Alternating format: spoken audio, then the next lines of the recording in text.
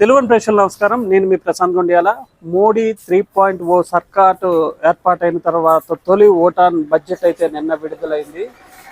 ఈ బడ్జెట్ పై ప్రశంసలు పెదవిరుపులు రెండు సమానంగా వినిపిస్తున్న పరిస్థితి ఉంది. ఏదైతే బీజేపీ భాగస్వామ్య పక్షాలు ఉన్న రాష్ట్రాల్లో ఇది గొప్పగా ఉందని చెప్తుంటే మిగిలిన పక్షాలన్నీ కూడా ఇది ఏమీ ఒరిగింది ఏమీ లేదు ఈ బడ్జెట్ అని చెప్తున్న పరిస్థితి ఉంది. ఈ నేపథ్యంలో శ్రీకాకుళం జిల్లాలో కొంతమంది మేధావి వర్గానికి చెందిన వ్యక్తులు మనతో ఉన్నారు. ఈ బడ్జెట్ పై ఏ విధంగా స్పందిస్తారు, మొదటగా శ్రీకాకుళానికి, తర్వాత మన రాష్ట్రానికి, తర్వాత భారతదేశానికి ఈ బడ్జెట్ ఎంత మేర మేలు చేసిందో వారి మాటలో తెలుసుకునే ప్రయత్నం చేద్దాం. ప్రస్తుతం మనతో ప్రముఖ సామాజికవేత్త నట్కుల మోహన్ గారు ఉన్నారు. మోహన్ గారు, ఒక షార్ట్ అండ్ షార్ప్గా శ్రీకాకుళానికి, రాష్ట్రానికి, దేశానికి ఈ బడ్జెట్ ఎంత మేర మేలు చేసింది? అందరికీ నమస్కారం. నాకైతే చాలా సంతోషంగా ఉందండి. అమరావతికి 15,000 కోట్లు కేటాయించడం అనేది నాకు ముందు ముఖ్యంగా మన ఆంధ్రప్రదేశ్ క్యాపిటల్ అనేది తయారవుతుంది. దీని సందర్భంగా షార్ట్లోనే ఏంటంటే ఏమొస్తుందో తెలియదు, కానీ నాకైతే చాలా సంతోషకరంగా ఉంది. ఈ ఒక్కది గడిచిన 10 ఏళ్ళు ఎలాంటి కేటాయింపు జరగడం లేకుండా ప్రభుత్వంలో భాగస్వామ్యం అయిన తర్వాత కేటాయింపులు జరిగాయి. ఏ విధంగా అర్థం చేస్తారు? ఎప్పుడు ఎలా జరిగినా ఆంధ్రప్రదేశ్కి మేలు జరిగింది అయితే మనకు చాలా సంతోషకరం. సామాన్యులకు బడ్జెట్ అంటే అర్థం కాని పదం ఏంటి? సామాన్యులకు అర్థమయ్యే విధంగా మీరు ఏం చెప్తారు? సామాన్యుకి ఇప్పుడు ప్రతి ఒక్కరికి మన భవిష్యత్తు ఏంటి, మనకు కావాల్సింది క్యాపిటల్ కావాలి. క్యాపిటల్ వచ్చేస్తుంది కదా, క్యాపిటల్ వస్తే కదా అన్నీ మనం చూసుకోవచ్చు, వ్యాపారాలు పెంచవచ్చు. ఓకే సార్, ప్రస్తుతం మనతో మరో వ్యక్తి ఉన్నారు. సార్, శ్రీకాకుళం జిల్లాకి ప్రత్యేకంగా సింగిల్ వర్డ్లో ఈ బడ్జెట్ ఏమైనా మేలు చేసిందా? శ్రీకాకుళం జిల్లాకి నార్త్ కోస్టల్గా బాగా బ్యాక్వర్డ్ జిల్లా కాబట్టి మనకి ఈ పరిశ్రమలు వచ్చే ఛాన్స్ ఎక్కువ ఉంది. అలాగే విద్యా విధంగా కూడా ప్రోత్సహించడం జరిగింది. సో ఎప్పుడైతే స్పెషల్ ప్యాకేజ్ మనకు వచ్చిందో మన జిల్లా మటుకు కొంతవరకు డెవలప్ అయ్యే ఛాన్స్ ఎక్కువగా ఉంటుందని నేను భావిస్తున్నాను. మీరు చెప్పండి, ఏదైతే బీజేపీ భాగస్వామ్య పక్ష పార్టీలు ఉన్న రాష్ట్రాలకి ఈ కూటమి ఈ బడ్జెట్లో కేటాయింపులు ఉన్నాయి, మిగిలిన ప్రాంతాలకి రిక్త హస్తాలే ఉన్నాయని ఆరోపణ ఉంది. ఇప్పుడు వ్యవసాయానికి కొన్ని లక్షల కోట్లు కేటాయించారు అంటే ఈ రెండు రాష్ట్రాలకే వ్యవసాయం ఉందా, మిగతా రాష్ట్రాల్లో వ్యవసాయం లేదా? రైల్వే సైడ్ కూడా 3 లక్షల కోట్లు కేటాయించారు, అన్ని రాష్ట్రాల్లో రైల్వే ఉంది.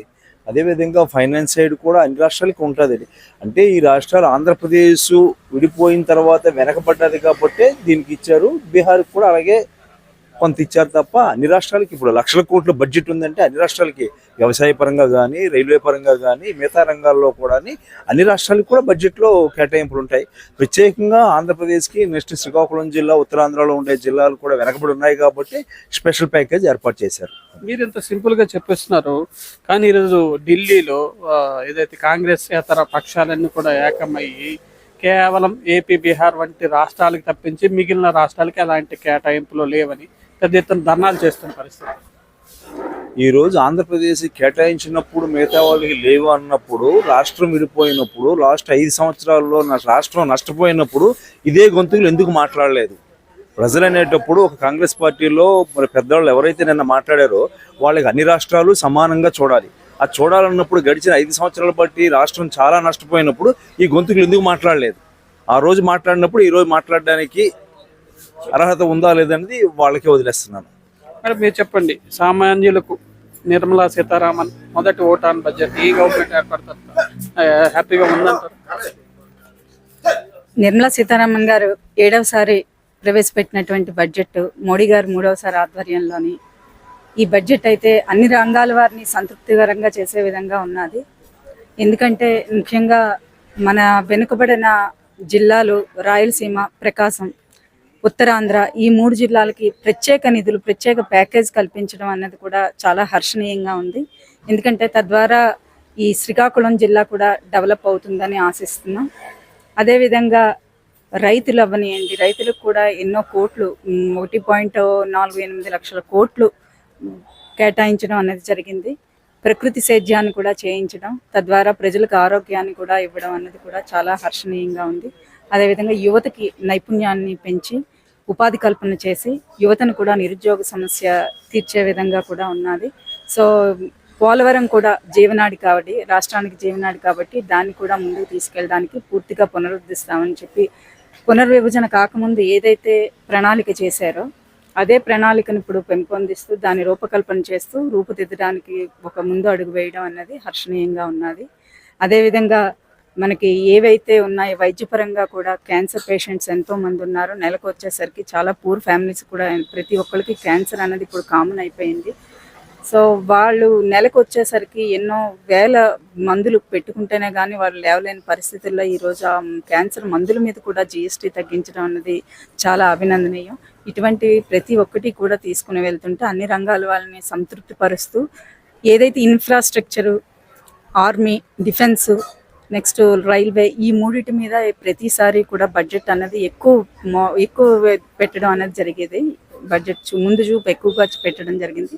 కానీ ఈసారి దాన్ని బ్యాలెన్స్ చేస్తూ మిగతా వాటన్నిటికి కూడా ఒక ప్రివిలేజ్ ఇవ్వడం అన్నది కూడా చాలా హర్షణీయంగా ఉంది. వాటిని కూడా బ్యాలెన్స్ చేశారు. రైల్వే, ఏదైతే విద్యుత్ ప్రాజెక్టులు, తర్వాత రోడ్లు, రహదారులు, వీటన్నిటికీ కూడా ప్రత్యేక నిధులు కేటాయించడం కూడా చాలా హర్షణీయంగా ఉంది. సో ఈ బడ్జెట్లో అన్ని రంగాల వారిని, అన్ని శాఖల వారిని కూడా సంతృప్తిపరుస్తూ ముందుకు రాష్ట్రాన్ని సుభిక్షంగా నడిపించాలని చెప్పి మనస్ఫూర్తిగా కోరుకుంటున్నాను. Thank you. మేడం, మీరు చెప్పండి, ప్రధానంగా మహిళలకు ఆకర్షించే బంగారం విషయంలో ఎప్పుడూ లేని విధంగా 9% తగ్గించారు. 15% ఉన్న ఎక్సైజ్ సుంకాన్ని 6%కి తీసుకొచ్చారు. ఈ నేపథ్యంలో భవిష్యత్తులో బంగారం రేట్లు కూడా గణనీయంగా తగ్గనున్నాయి. మీరు ఏ విధంగా స్పందిస్తారు? బంగారం అనేది ఆడవాళ్ళకి చాలా ప్రియమంది. ఈ మధ్యకాలంలో బంగారం అనేది అందనంత ఎత్తులోకి వెళ్ళిపోయింది. అందరం కూడా నిరాశపడ్డాం ఆడవాళ్ళము. కానీ ఈ బడ్జెట్ చూసుకుంటే మాకు బంగారం అనేది మేము కొనుక్కోగలం, అంటే సామాన్య మానవులకు కూడా కొనగలమైనటువంటి ఒక ధైర్యాన్ని కల్పించినటువంటి అవకాశం అనేది కల్పించడం జరిగిందండి. మనం చూస్తుంటే ఏడాది బంగారం రేటు పెరగడమే కానీ తగ్గించే పరిస్థితి ఇటీవల కాలంలో ఎప్పుడూ చూడలేదు. గణనీయంగా 9% అంటే కేంద్రం ఎంతో నష్టపోతుంది. ఇంత నష్టపోతే ఇంత నిర్ణయం తీసుకుంది కదా, మీకు కేంద్ర నిర్ణయంపై హర్షం వ్యక్తం చేస్తున్నారు మీరు? నష్టం అంటూ ఏమీ జరగదండి. వాళ్ళు మేధావులండి, వాళ్ళకి ఒక అంచనా ఉంటది. ఆ ప్రకారమే వాళ్ళు తగ్గించడం అనేది జరుగుతుంది. అంతేగాని ఇందులో నష్టం అనేది నాకైతే కనిపించట్లేదండి. ఇది మొత్తానికి ఏదైతే మోడీ 3.0 సర్కార్లో నిన్న విడుదల చేసిన నిర్మలా సీతారామన్ గారు విడుదల చేసిన ఓటాన్ బడ్జెట్ పై అయితే శ్రీకాకుళం జిల్లా వాసులందరూ కూడా హర్షం వ్యక్తం చేస్తున్న పరిస్థితి ఉంది. రాష్ట్ర అభివృద్ధిని మరో మెట్టు ఎక్కించే అమరావతి రాజధాని విషయంలోనూ, అదేవిధంగా పోలవరం విషయంలోనూ స్పష్టమైన విధానాన్ని ఏదైతే కేంద్రం ప్రకటించిన వీరందరూ హర్షం వ్యక్తం చేస్తున్న పరిస్థితి ఉంది. అదేవిధంగా రైతులు, సాగునీటి ప్రాజెక్టులు, వీటన్నిటికీ కూడా బడ్జెట్లో స్పష్టమైన కేటాయింపులు ఉండడం భవిష్యత్తులో ఆంధ్రప్రదేశ్ కూడా అభివృద్ధి దిశలో పయనిస్తుందని వీరంతా ఆనందం వ్యక్తం చేస్తున్న పరిస్థితి ఉంది. ఇంకోవైపు మహిళలు కూడా బంగారం రేటు విషయంలో భారీ ఎత్తున తగ్గింపు జరగడం కూడా శుభ పరిణామాన్ని, భవిష్యత్తులో ఇది కూడా దేశాభివృద్ధికి ఏదైతే ఎక్కువ కొనుగోలు జరిగి దేశాభివృద్ధికి కూడా దోహదం చేస్తుందని మహిళలు చెప్తున్న పరిస్థితి ఉంది. శ్రీకాకుళం జిల్లా కేంద్రం నుంచి ప్రశాంత్, తెలుగు న్యూస్.